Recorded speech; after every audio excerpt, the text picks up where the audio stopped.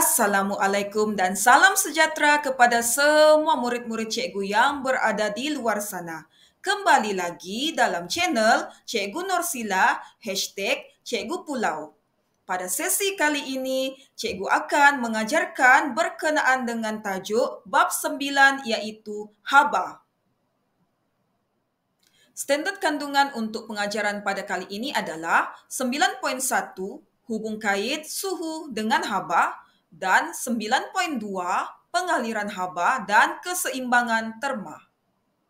Manakala standard pembelajaran kita pada kali ini adalah 9.1.1 membanding beza antara haba dengan suhu, 9.2.1 menerangkan haba mengalir dari kawasan panas ke kawasan sejuk, 9.2.2 menerangkan dan berkomunikasi mengenai pengaliran haba dalam fenomena alam, dan 9.2.3 berkomunikasi mengenai konduktor haba dan penebat haba serta kegunaan konduktor dan penebat haba dalam kehidupan seharian.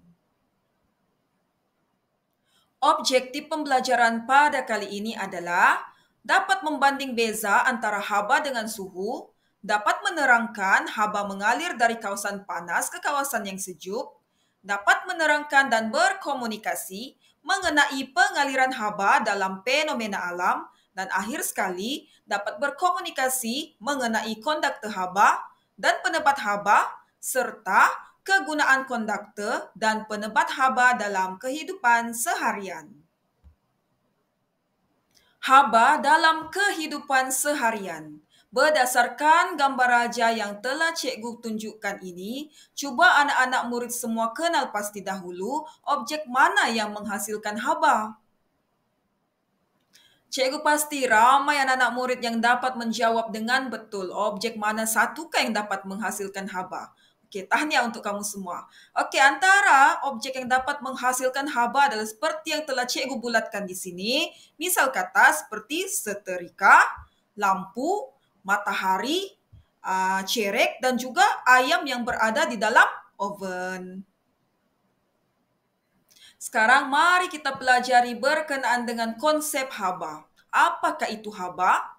Haba merupakan suatu bentuk tenaga. Diukur dalam joule. Dan kuantiti haba bergantung pada jenis bahan, kuantiti bahan, dan juga suhu. Sekarang kita lihat pula konsep suhu. Apakah ini suhu? Suhu merupakan darjah kepanasan atau kesejukan objek. Diukur dalam darjah Celsius atau Kelvin. Dan suhu bergantung pada darjah pergerakan zara-zara di dalam suatu bahan. Oke, cuba lihat pada gambar raja yang telah cikgu tunjukkan ini. Apabila panas, suhu akan meningkat. Dan apabila sejuk, suhu akan menurun. Baiklah, sekarang kita lihat berkenaan dengan pengaliran haba. Haba mengalir dari suatu objek yang panas kepada suatu objek yang sejuk. Sebagai contoh, daripada ais, yaitu pepejal, kepada air, yaitu cecair. Dan kembali semula kepada ais, yaitu pepejal. Inilah konsep pengaliran haba. Baiklah, sekarang mari kita lihat gambar raja yang cikgu paparkan. Adakah haba bertambah ataupun berkurang dalam gambar raja di bawah ini? Gambar raja yang pertama adalah memasak telur. Gambar raja yang kedua adalah mencairkan keju. Dan gambar raja yang ketiga adalah menambah ais ke dalam minuman. Cuba anak-anak murid semua jawab soalan cikgu ini. Cikgu yakin pasti ramai anak-anak murid cikgu yang dapat menjawab dengan betul. Baiklah, untuk gambar raja memasak telur, ya, habanya adalah ditambah. Bagi gambar raja yang mencairkan keju ini pula, haba pun bertambah. Manakala gambar raja menambah ais ke dalam minuman, ya betul, haba telah pun dikurangkan. Terdapat 3 cara pengaliran haba, yaitu konduksi, perolakan, dan juga sinaran. mari kita pelajari satu persatu berkenaan 3 cara pengaliran haba ini. Baiklah, pengaliran haba yang pertama ialah konduksi. Konduksi merupakan proses pengaliran haba dari kawasan panas ke kawasan sejuk melalui medium pepejal. Zarah-zarah yang menerima tenaga haba bergetar dan berlanggar antara satu sama lain dengan lebih kerap dan seterusnya memindahkan haba ke seluruh medium. Baiklah, ini adalah contoh konduksi, misalnya cecair bertukar kepada gas menjadi panas. Manakala gas pula apabila bertukar kepada cecair menjadi sejuk. Cara pengaliran haba yang kedua adalah melalui perolakan. Perolakan adalah haba dialirkan melalui pergerakan bendalir, yaitu cecair dan gas, dari kawasan panas ke kawasan sejuk. Bahagian bendalir yang menerima haba akan mengembang menjadi kurang tumpat dan akan naik ke atas. Bahagian bendalir yang sejuk pula dan lebih tumpat akan turun ke bawah. Peredaran bendalir yang naik dan turun secara berterusan ini dikenali sebagai arus perolakan. Pengaliran haba yang terakhir adalah melalui sinaran. Sinaran adalah proses pemindahan haba tanpa sebarang medium. Haba boleh merambat menerusi ruang kosong atau vakum. Dan jenis permukaan, suhu, dan luas permukaan objek mempengaruhi kadar pengaliran haba. Seterusnya, perkaitan antara konduksi, perolakan, dan sinaran. Seperti gambar raja yang telah saya paparkan ini, di mana boleh lihat di sana contoh untuk konduksi, sinaran, dan juga perolakan.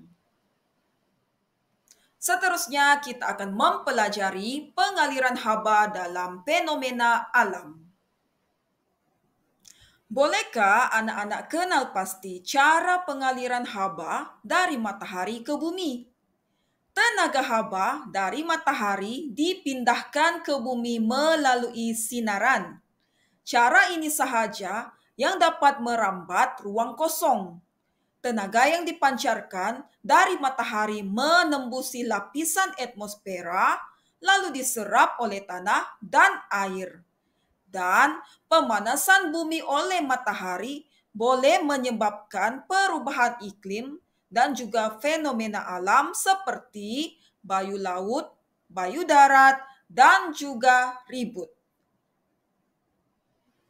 Kita lihat bagaimanakah bayu laut berlaku. Pada waktu siang, matahari memanaskan darat dengan lebih cepat berbanding dengan laut.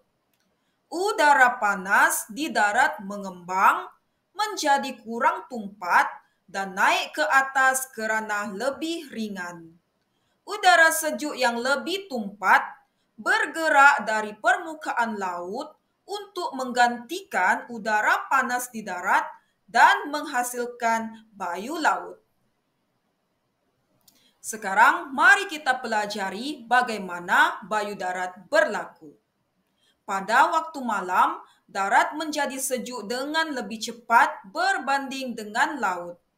Udara di permukaan laut yang lebih panas menjadi kurang tumpat lalu naik ke atas. Udara sejuk yang lebih tumpat dari darat bergerak ke laut dan menghasilkan bayu darat. Sekarang mari kita pelajari tentang konduktor haba dan penebat haba. Apakah itu konduktor haba? Konduktor haba adalah bahan yang boleh mengalirkan haba. Sebagai contoh, merkuri di dalam termometer ialah sejenis konduktor haba yang baik. Merkuri dapat mengesan perubahan suhu dengan cepat. Contoh konduktor haba yang kedua adalah dasar kuali yang diperbuat daripada logam supaya dapat mengalirkan haba ke makanan dengan cepat.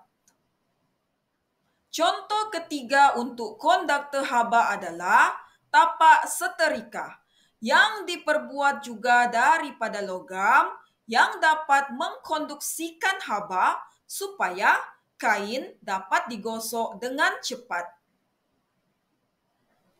Sekarang mari kita pelajari berkenaan dengan penebat haba. Bahan yang boleh menghalang pengaliran haba dikenali sebagai penebat haba. Contohnya, dinding kotak ais yang diperbuat daripada gentian kaca ataupun polistrina ialah penebat haba yang dapat mengekalkan kesejukan bahan di dalamnya. Contoh yang kedua adalah sarung tangan ketuhar yang merupakan penebat haba dapat mengelakkan tangan daripada melecur ketika mengeluarkan dulang makanan yang panas daripada ketuhar.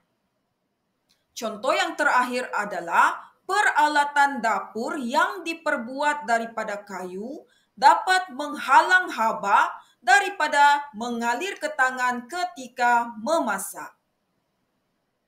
Sedar tidak sedar berakhir sudah sesi pengajaran cikgu pada kali ini. Cikgu sangat berharap anak-anak murid semua dapat mengingati dan memahami apa yang telah kita pelajari pada kali ini. Semoga kita dapat berjumpa lagi pada sesi pengajaran yang akan datang. Jangan lupa untuk subscribe, like dan share channel Cikgu Norsila #Cikgu Pulau. Assalamualaikum dan bye. Mari belajar sains bersama Cikgu